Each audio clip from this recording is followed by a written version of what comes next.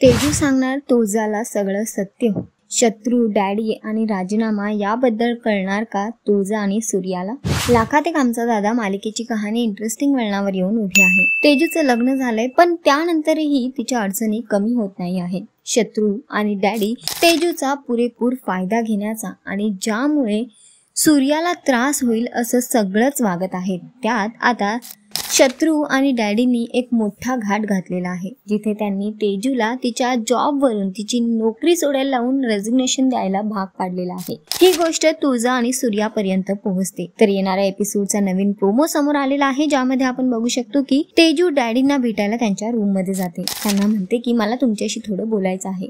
Daddy तिला म्हणतात बोला, काय म्हणायचंय? तेव्हा ती म्हणते की मला नोकरी करू द्या ना, मला हा जॉब नाही सोडायचा आहे. डॅडी तिला काहीच उत्तर देत नाहीत, तिच्याकडे रागाने पाहतात. तितक्यातच बघायला मिळतंय की सूर्या आणि तुळजा सुद्धा आता तेजूला भेटायला या संदर्भातच घरात येऊन पोहोचलेले आहेत. तुळजा येऊन तेजूला आवाज देते.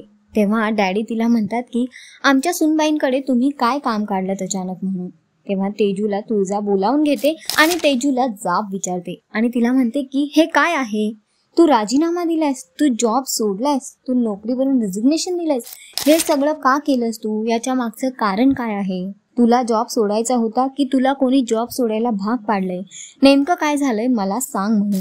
आणि आता हे सगळं ऐकून शत्रू आणि डॅडी मात्र हैराण झालेले आहेत की तेजू सत्य तर नाही सांगणार ना म्हणून. आता बघणं फार महत्वाचं असणार आहे की तेजू शत्रू आणि डॅडींचा शब्द ओलांडून सगळं काही खरंच तुळजा आणि सूर्याला सांगेल का, की अजूनही आपल्याला एक मोठा ट्विस्ट बघायला मिळेल. सध्या तरी शोचा ट्रॅक खूपच इंटरेस्टिंग होताना दिसतोय. तुम्हाला किती आवडतोय हा ट्रॅक आम्हाला कॉमेंट करून नक्की सांगा. आणि अशाच टेलिव्हिजन अपडेट्ससाठी टेलिगप्पाला लाईक, शेअर, सबस्क्राईब नक्की करा. नमस्कार.